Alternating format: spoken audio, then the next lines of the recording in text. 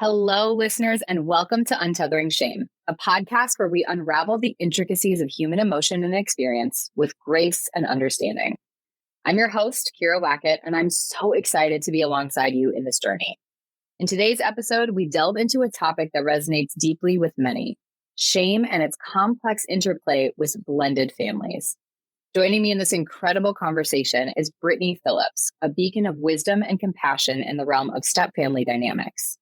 Brittney is not only a devoted mother of four, but she navigates the intricate dance of the yours, mine, and ours family dynamic with grace and resilience. As a certified stepfamily coach and teacher, she brings invaluable insights garnered from personal experience and years of dedicated study and practice. Her journey has been one of learning and growth, and her mission is clear: to empower women to cultivate strength within themselves, thereby nurturing harmony within their families. Now, before we dive into our conversation, let's set the stage. Did you know that over 40% of marriages in the United States alone involve remarriage for at least one partner, ultimately leading to the formation of blended families? Yet, despite their prevalence, blended families often face unique challenges and scrutiny and feel like they have to live in the shadows. From navigating complex relationships to blending traditions and parenting styles, the journey can be fraught with uncertainty, overwhelm, and absolutely shame. The pressure to get it right can feel even more intense. The stakes to make something work feel even higher, and often with a story that's much more dynamic and complex to journey through. So this is why we're here, to understand how we've created a culture of shame around remarriage, divorce, blended families, and honestly, any family that doesn't fit the stereotypical norm. Whether you're a part of a blended family or know someone who is, this is an episode that you don't want to miss. So sit back, open your hearts, and let's dive in.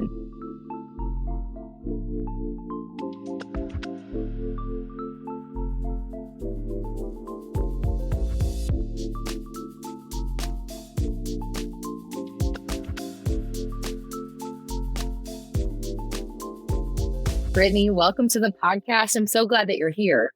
Thanks for having me on, Kira. I'm excited. And I like to start every episode just kind of doing a grounding of where we're at, because I think you and I already have this charged energy coming in, but just to kind of set the tone of our mindset. And so if you could use one word right now to describe how you're feeling, either about this or just about life in general, what would that one word be? Right now, I would say hopeful. My heart has been full of hope this year so far. And I hope it's a trend because it's it's a good place to be. Yeah, and it's an interesting thing. I've been thinking about that word a lot lately, just in the context of my almost 4-year-old asking a lot of questions about what things mean, why do we say certain things? And I think hope was a conversation point that came up when someone said something to her: I hope you have a great day. And she's like, what does that mean? Like, what is hope? Oh, okay. And realizing that it is a thing that we ultimately get to control in a way. There's sort of a choice and ownership. Like, there are moments where we can feel like we don't have it, but that hope is really can be cultivated outside of circumstances. We can have hope at all points. That's a really tricky element. It's also a key in shame resilience. And so it's something I'm definitely interested in kind of working through too. I think coming into our episode, I was feeling, I think, equal parts charged, like a very strong sort of energetic excitement to have this conversation. I think particularly, I'm not a part of a blended family, but I was raised by a single mom and then raised by a single grandmother for the second half of my life, my adolescent life. And I know that I have a lot of biases and stories about what a family should look like and pressures around what a family needs to look like. And so I was just sort of thinking about that and how even if I'm not a part of that system or that group or identity, how much that changes the way that I even think about my own relationship, the pressures I put on myself, how my differences in growing up felt like they were less than. So I think just excited to tease that apart. And also I think a sense of openness. I'm hoping that there's things I'm going to learn that maybe I don't even realize that I might be doing or thinking or saying that are contributing to some of that pressure too for people. So let's think about kind of diving in. You know, I read that statistic. Actually, you shared it with me in your intro form. So it was so I think, mind boggling to read that 40%. Like, that is such a big number. And yet, people that specialize and make the choice to then go from being a part of a blended family to working with blended families, that's not the majority. And so, obviously, this experience was a very salient experience for you. You learned a lot, or maybe you got stuck in it, whatever that is. I'm curious, how did you get from this personal experience to now this is what I do? What was the connection point for you to get here? Uh, it was a journey. We'll start saying that. It was not a journey I really wanted to go on either. I can't even describe to you. It was like a this pulling in my soul that I needed to be doing some work in this aspect. And I fought it. I was like, that sounds hard. No, I don't want to do that. Mhm. But ultimately, that's what I came to. And then I was like, well, do I want to go be a therapist, or do I want, like, what do I want this to look like? And I actually had plans to, like, making plans to go back to school to become a therapist. And then I thought, it's not right. I want to I don't want to help people with the healing process. I want to help them where they're at now and help them get to where they want to go. And I want to feed them hope, and I want to feed them, like, I want to be their cheerleader, like, help them in that process. And I was like, I think that's actually more along the lines of a coach versus a therapist. Like, I just want to root them on, help them find themselves, like, in that journey. I wish I had had someone to help me in the process, and I didn't have anybody. That was a big question I had too, because I think when I went into therapy or went to get my master's to become a therapist, I think a lot of people that work in helping professions, there's a personal reason we get there. For me, it was a similar thing where I had experienced a lot of complex trauma growing up. I struggled with an eating disorder. I had a variety of different experiences. And when I would seek help, I didn't feel like I was being seen in the ways that I needed to be to heal. And so a lot of my goal was to add a layer of seeing to the field because I felt like I could see things differently than someone. Obviously, everyone's perspective is like that, but really there was a gap that was there when I was going through this. I'm not that unique that there wouldn't be someone else like me. Maybe I can be a person for someone else that needs what I was looking for. And so it sounds like for you, that was a similar feeling of I went through this experience. I didn't have the type of support that I needed. I don't want other people to feel that way in that sense. Yes, exactly. Yep. Where and what do you think are the things, because there's assumptions. I think anyone that hears divorce, they hear remarriage, we can kind of make some general guesses of what those pain points and struggles would be. But if you could go back and think about where were those moments, like what were those pivotal hard points that you really needed somebody and you wish we were having more conversations? What were some of those big ticket items for you? So if we're talking blended families, specifically, I think the role of step parent, specifically stepmom, I felt very, very misunderstood. And it brought up a lot of really complicated feelings for me, like totally unexpected feelings that were bubbling up. And I felt very judged when I tried to voice those opinions. And possibly I was talking to the wrong people, but I think some of that judgment I was putting on myself, but also some of it, like, people just couldn't even comprehend or understand what I was even going through. That was one of it felt very, very lonely. Nobody gets it. I mean, now I've met lots of people in this space, in this blended family space. Right. But it's felt like nobody gets it. Yeah. Yeah. Yep. Yep. At the time, I didn't know anybody who was a stepmom. I mean, I didn't associate with people at that time of my life who were in that phase. And so, I mean, since I've had multiple friends get divorced and kind of go through the same process, but at that time I was fairly young still and trying to figure it out all alone. So, Well, and what were the things you felt like you were being judged for? And so you come in, it sounds like you had a child prior to your divorce, correct? yes. Yes. So, I went through my divorce. I was a single mom, full-time single mom. My husband now, he also had a child. So when we came together, we both had one. And then we ended up having two more together. Okay. And so in the initial phases, you are coming in with two kids, each of them inheriting a new parent figure, sort of the crossover point. Yep.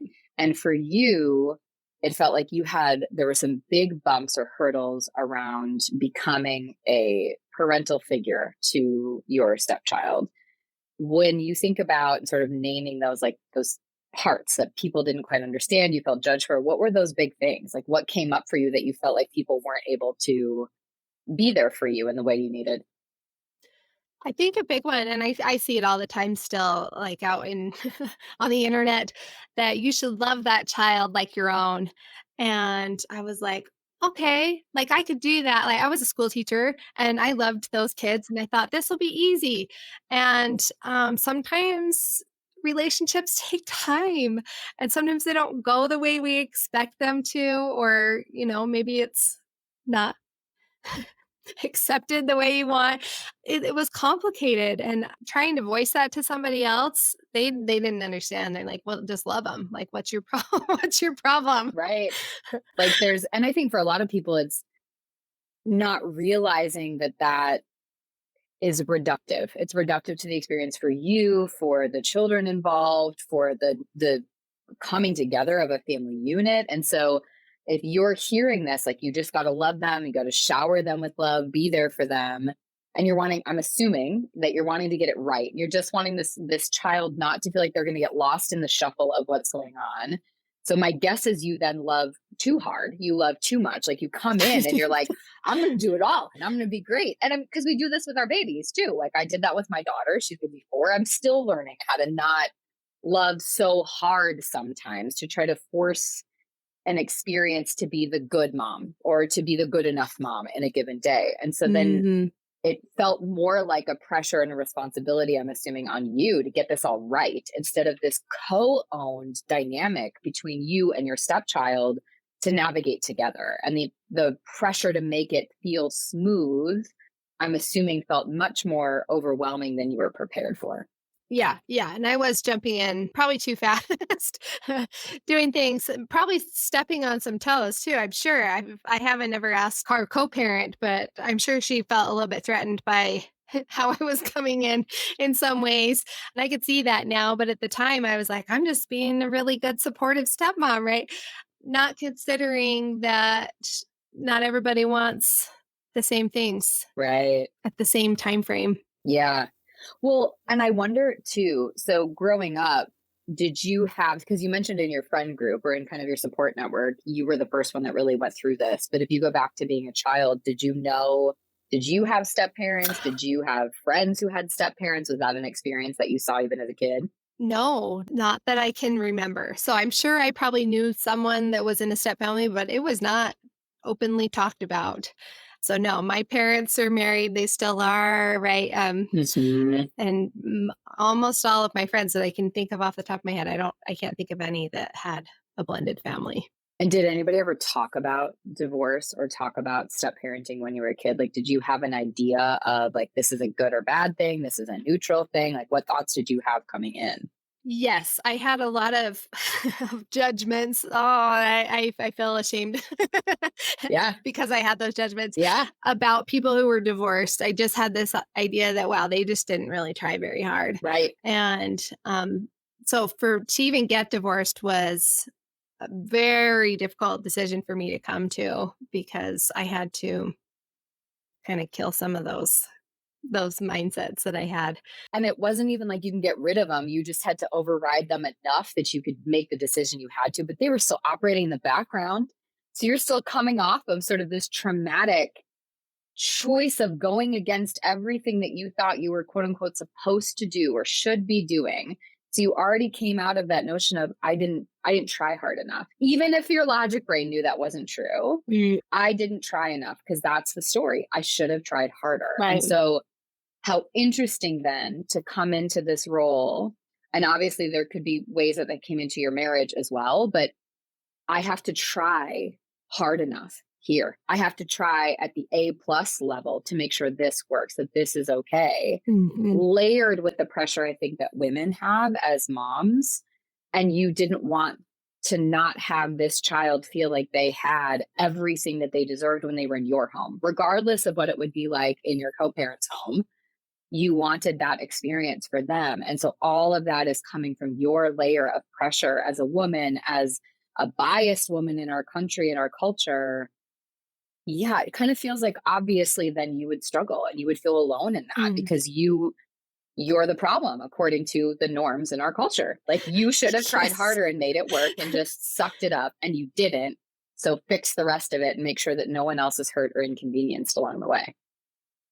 Yeah. Oh, yeah, and I think back to that first year of our marriage, and I was trying so hard, like having dinner on the table at exactly 5 o'clock when the minute my husband came in the door, and trying to get the house to be perfectly clean and in order, and the kids are Mm, following these rules, and like just overly intense because I wanted it to be perfect.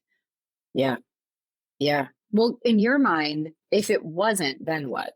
Like, was it more other people would think I've failed?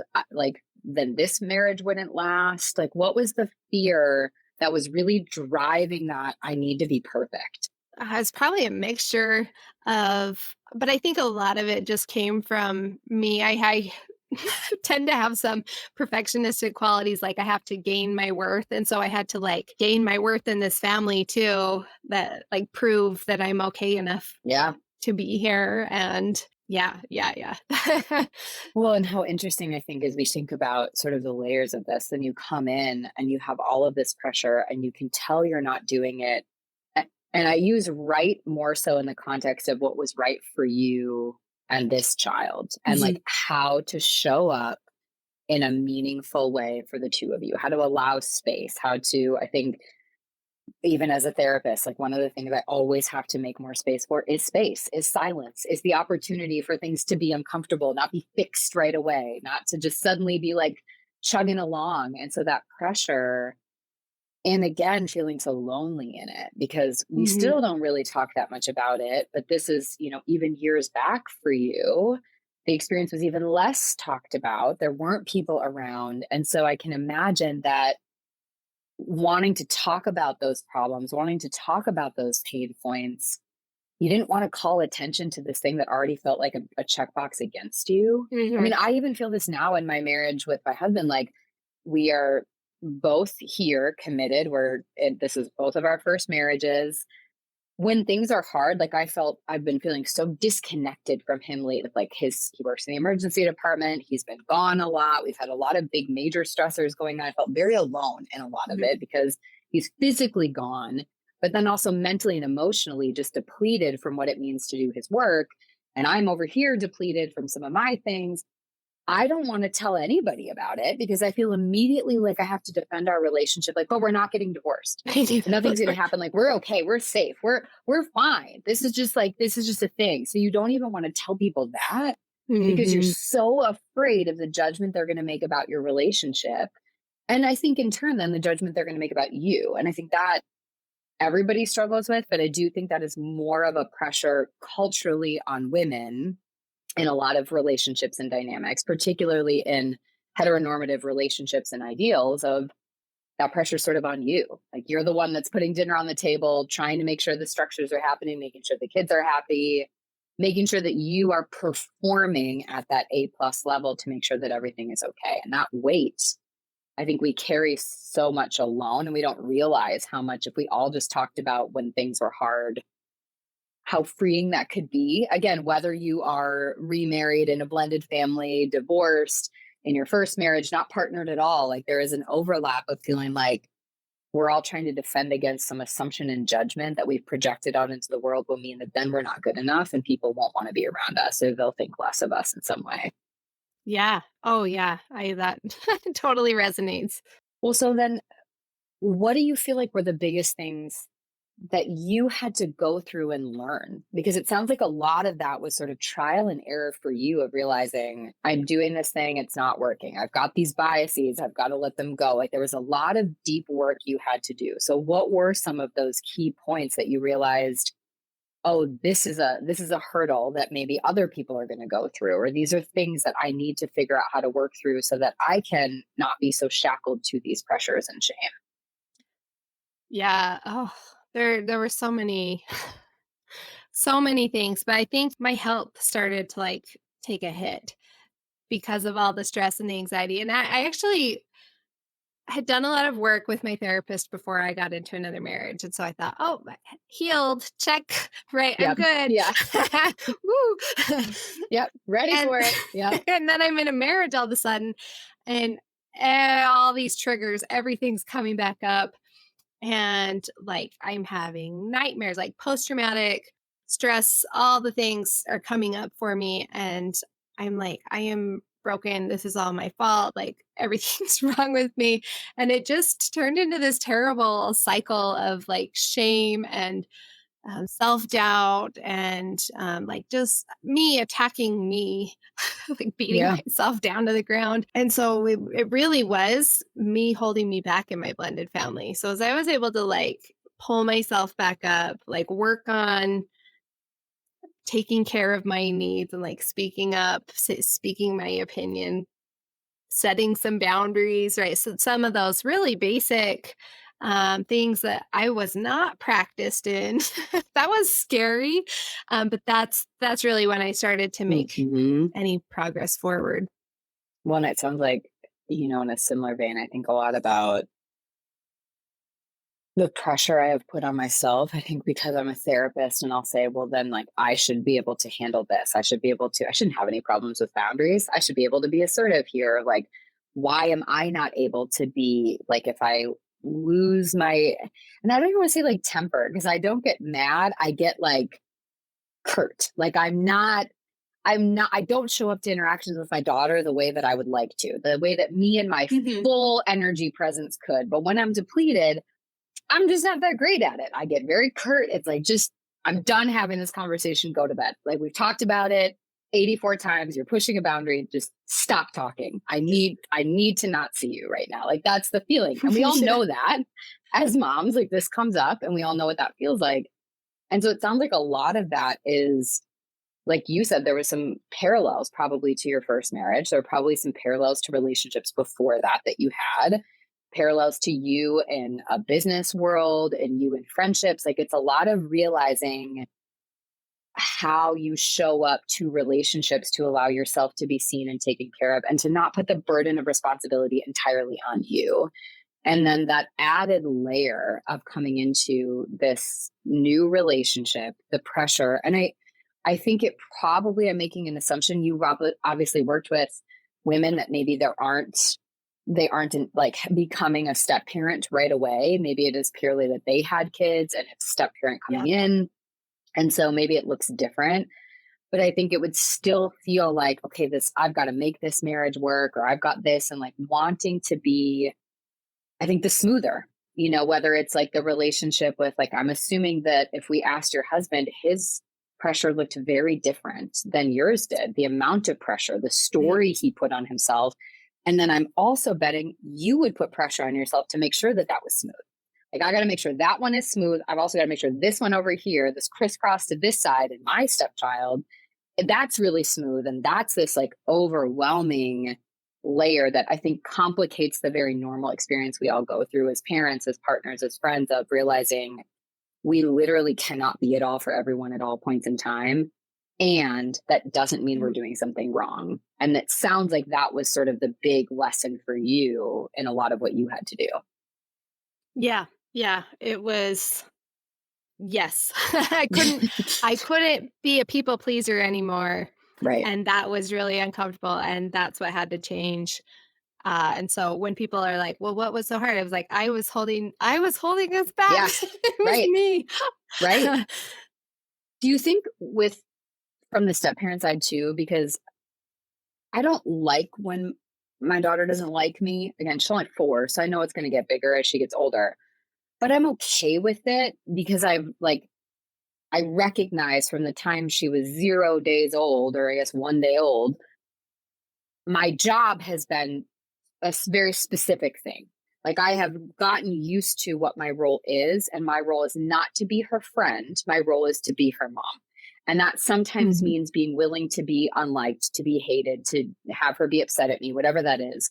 So I don't like it, but it's a lot easier for me to take on versus I think I'd have a lot more difficulty from the step parent side, depending on how old they were. But from a toddler on up, it's like, it feels like the lines are blurrier because you also want to be liked and you want them to like you, but you also like want them to feel good. And it feels like feels like it's a harder role to come into to be okay not being liked, to be a parent, because you're like, but I'm not really your parent, but I'm also not supposed to be your friend. But like I do kind of want both of them. And the only experience I Mhm. had growing up was literally the movie that Julia Roberts made called Stepmom. I don't know if you ever watched that movie, but it is like that was like her whole struggle. So I just imagine it's like, how do you learn how to be a parent to somebody who's old enough to just inherently not like you? And you have to be okay with not being liked because your job isn't to be liked. Your job is to parent, but to parent from a sidestep because there's already other parents involved. Am I Yes. like naming the Yeah. complexity in a way? Okay, what do we do with Yeah. that? Oh, yeah. So complicated. Yeah, and so as a people pleaser, Right. someone doesn't like me, like, that's the worst. Yeah, that's the And that tunnel I vision. took it Fix it. really Yeah. yes. It was I took it very, very personal. I was like, it's on me. Right. I'm wrong. Everything's wrong. And then he wouldn't call me mom. He would call me my first name and he'd say Brittany. And then my daughter started calling me Brittany and I would be offended by that. And like, I was like, I'm your mom. And right. Like everything was just so sensitive. And, Yeah. because I just thought it was like forever. It was for a lifetime. That's how it was going to be. It Right. was set in stone because it's happening now. Right. And luckily, that's not the truth, but that's how I thought at the time. Yeah. Well, and it sounds like too that realization of when we get stuck in our own story, like I need to be liked by people or I need everyone to see me and validate me. It doesn't Mhm. come from that place of because I think I'm better than everyone. It comes from that place of I don't believe I'm deserving of being in the room. And the only way I feel like I'm allowed to be in the room and I have a security of belonging is if they see this, if these things happen, if it goes smoothly or whatever the case may be. And so when it wasn't, it's hard to take the view back out and expand it out to realize that has nothing to do with me.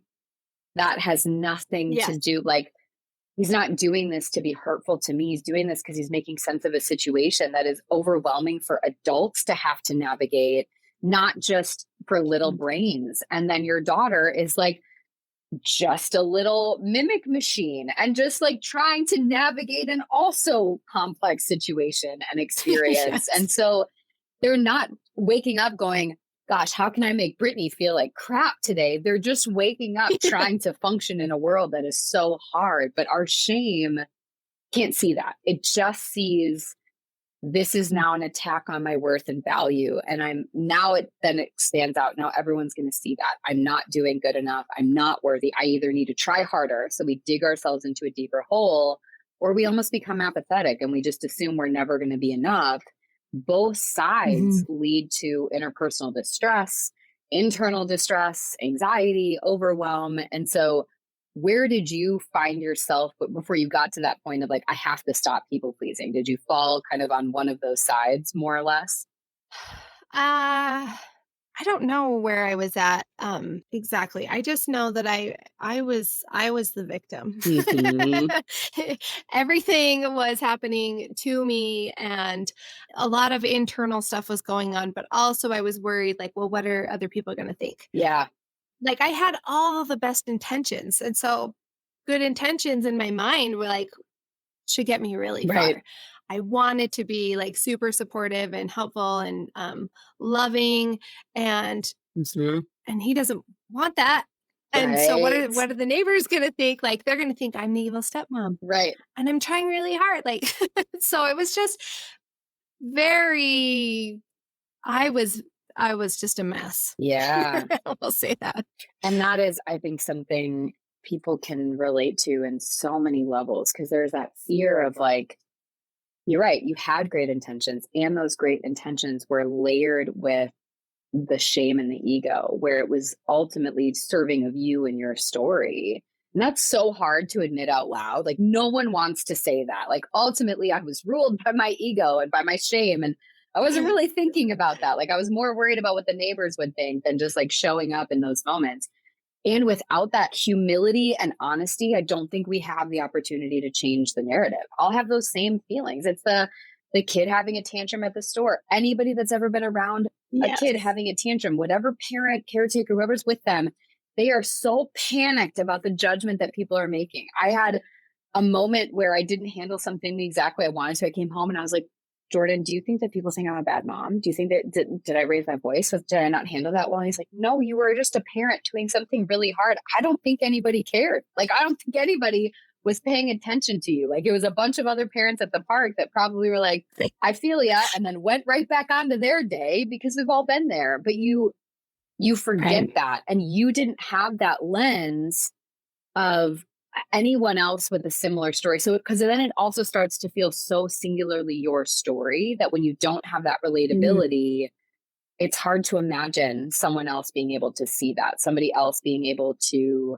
recognize, like, oh, yeah, I've been there too. And you'll get through that. And step parenting is really, really hard. And you have to be okay with them not liking you. And also asking the question of, like, and what's the worst thing if your parents or if your neighbors think that you're the evil step parent? Yeah. How is your life ultimately going to be worse? Like, you'll be okay. You will survive that if someone Mhm. thinks that about you. And if they did, what does that tell you about them and sort of their reductive viewpoint of the world? And so it sounds like that then became what you wanted to do for other people. Exactly. Sounds like really trying to take intentions and like those best intentions and translating to them that can be in service to other people feeling good. And Mhm. that sounds like a big step away from sort of that ego shame, trying to like really fixate on you needing to be doing everything right and more supporting other people now. And you don't need to be doing everything right to be great at being the type of human you want to be in these relationships.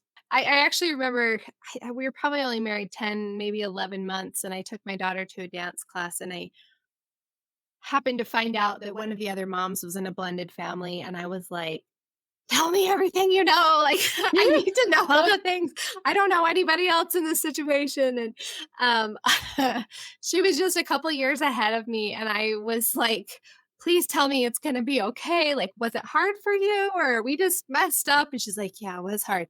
The first year was the hardest. You got this. You can. I was like, okay, I can make it to 1 year. Right. Yep. And that's what I want to give to people. Like, I'm your person. I've been there. I've felt all the things. I've screwed up a lot, and you will too. And it's okay. And it's going to be great on the other side of that story. Yeah. And it sounds like now, because you're so willing to be honest about what was your stuff to sort through, you can help people name that in a way that isn't shaming. Because I do think for many people, it is our stories. It is that kind of gets in the way. And so it's thinking, how how do you help people name that for themselves to realize, like, I can let that go, or this is making it about me and it's not about me, and where do I Mhm. need to learn to be okay giving space and really leaning into my intentions and values instead of my like fears of what could happen if those aren't seen or realized or things don't go smoothly. Yeah. So when people come to you, what would you say is their biggest driving force to come in the door? Like, what are their pain points that they're like, I need help? All blended families are so complex. So there's several reasons. One of the big ones is trying to co-parent with somebody. So an Mm, ex-partner that's related, we're trying to work things out, schedules, right? That's not something anyone ever right. plans to do when they become a parent is to share their child. And Mm, that's hard. And if you're trying to do it with a high conflict person, hmm. that's trickier. And if you're a people pleaser, then let's add another layer to that too. Yep. Right. So that's a big one. Another one is, if we're both parents, we've been parenting in this way, and now all of a sudden we're trying to do it in the same household, and probably Ah, have some different parenting styles. I mean, even yeah. if we're pretty aligned, there's going to be some things like we do Saturday chores. Well, we don't do that. Like simple Yep. things that it's like, but this way's right. Right. The way I do it's better. So why don't you Right. just do what we do, right? And Yeah. that doesn't work always. Um, Uh-huh. so that's a big thing is trying to get on the same page as your partner. Another biggie is women that have been in unhealthy relationships. There are some triggers and there will Yeah. be things that come up and that you cannot be dealt with until you're back in that marriage, another Right. marriage. And so then we've got to figure out how to kind of process and like learn that this is not the same situation. Right. So those are probably three of the biggest. Yeah. There are so many other. I mean, sometimes the kids don't get along. Right. Sometimes the relationships, those types of things always come up too. But those are some of the big ones. Well, and I can imagine, especially when you think about, if it is something to the effect of how I parented or how I functioned versus how this person parents and functions, or we're weaving in a third person when we're thinking about a co parent that's outside of the home. Mhm. There's so much about integrating into a system that functions, and how do you make sure that everyone's voice is preserved. And like you said, there's sometimes high conflict relationships, there's some like really tricky dynamics to work through. It sounds like a lot of that is also just sort of dealing with the discomfort too of figuring out something new. Like, I even, as you were saying that about different Yes. parenting styles, I was equating it, maybe this is like a 1 compared to that being maybe a 10 of like two people that load the dishwasher differently, and it's like they both have the Yeah, perspective yeah. that they're doing it right. And so when we Mhm. go and we have dinner with, neighbors or something, like they handle treats differently, they handle bedtime differently, they handle conflict differently. And so then when we go, we're like, okay, but that's one night and it's okay to go into someone else's space and to have a different norm for a night. That's important and Right. healthy. But now it's in, your everyday. And for us, then we come back and we're like, Mhm. that was great. And this is still how we function. And so you're taking little human brains that are used to a structure and a way of functioning and living, and they're learning something new, which is tricky and complex. And when you aren't on the Mhm. same page, they don't always exactly know, okay, so wait, what are we doing now? What's happening? And so you're Right. you're navigating all of these pieces, and it sounds like a lot of it is helping people come back to values and intention, and just really leaning into those pieces and recognizing how do we hold those and not get so caught up on all the details and kind of be okay with that experimental process. And then the other layer, it sounds like, is really helping people understand what stories have either been written for them or are they writing themselves that aren't going to support them in that process of really showing up the way that they want to. Yes. Yep, exactly. If you could think about, I mean, there's going to be people listening, they're like, okay, I absolutely am struggling with this, or I know somebody who's struggling with this, or I want to be a better support for someone in my life that's going through this. Sort of two things are going to come up for them. Either someone's going to go, okay, one, I need to connect with Brittney. Great. Everybody, all of her links and information are going to be in the show notes. She's just wonderful. I think the humility that you can experience and sort of that willingness to explore and have honest conversations, it's just evident. And so if you are feeling that way, reach out. There's going to be sort of the second layer of like, what's the next step? Like, this has been a lot for me. I just kind of want to sit with this. What would that next? I want to start making some incremental change. If you could give those people sort of, this is the one takeaway or sort of the one next step I would suggest if you're in these positions, what would that look like for people? I think that I love to start with my clients and just work on you. Quit worrying about quit worrying about everyone. If I am good, if I am okay, I can be better for everyone else, right? But if I'm struggling like I was in that first year of my marriage, like I was not okay. If I could have helped myself a little more, I could have shown up better as a mom. I could have shown up better as a partner. I could have shown up better as a stepmom, right? And like been more empathetic and compassionate and who I wanted to be, but I wasn't taking care of me. I was putting everybody else first. I was making sure that the boxes were checked Yeah. for them, Yeah. but not for me. And so that's where I would start is start here Yeah.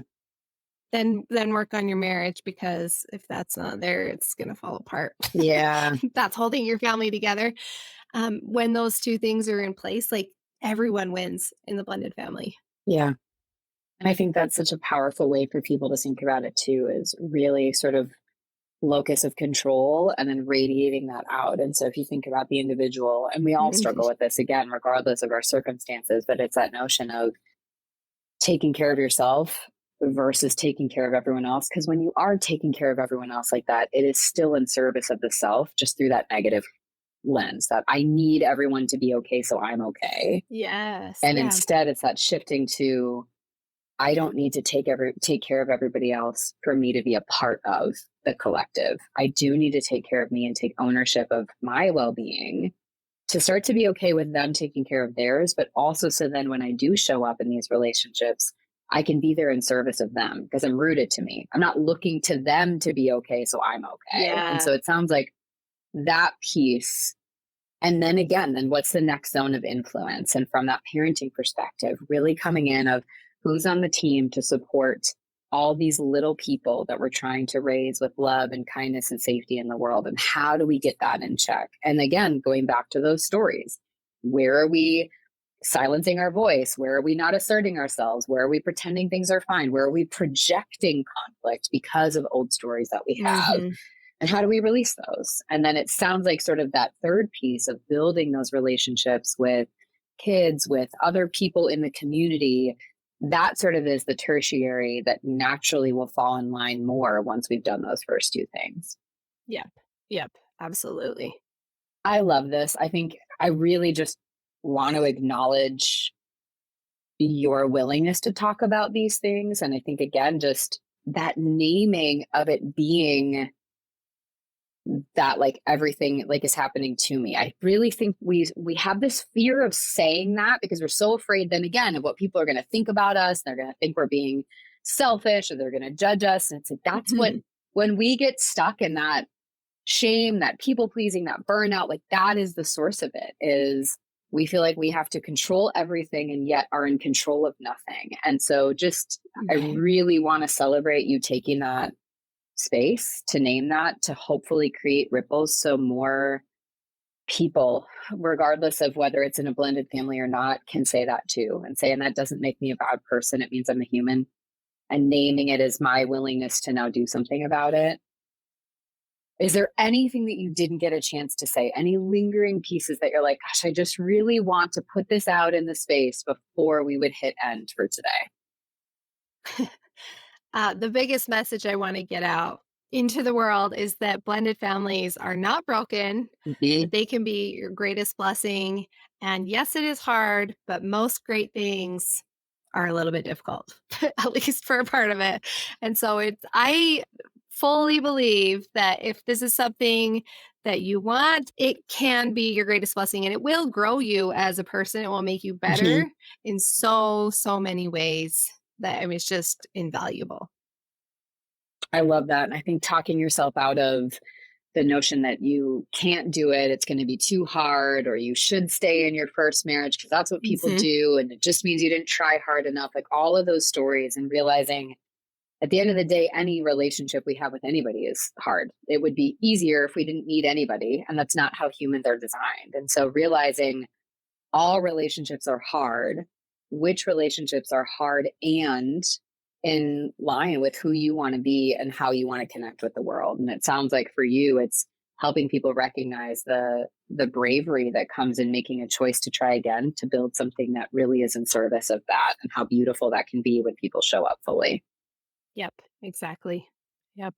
I love this. Well, thank you so much, Brittany. This has been amazing. Like I said, I'm going to have all of the links down in the show notes for everybody. When you're in there, pull those all out. You can also tell us what you're taking away from this episode. You can click the like button. You can provide us any feedback that you want. I love the use of the Q&As. You can send a voice memo. Tell us if you want to hear more or if you want more insights from Brittany in any way that we can support you. Otherwise, for now, go ahead, enjoy your week, take some of these stories, these lessons with you. Remind yourself that it is okay to go through some of these difficult things, to learn how to dismantle that shame. And I will see you all again next Sunday.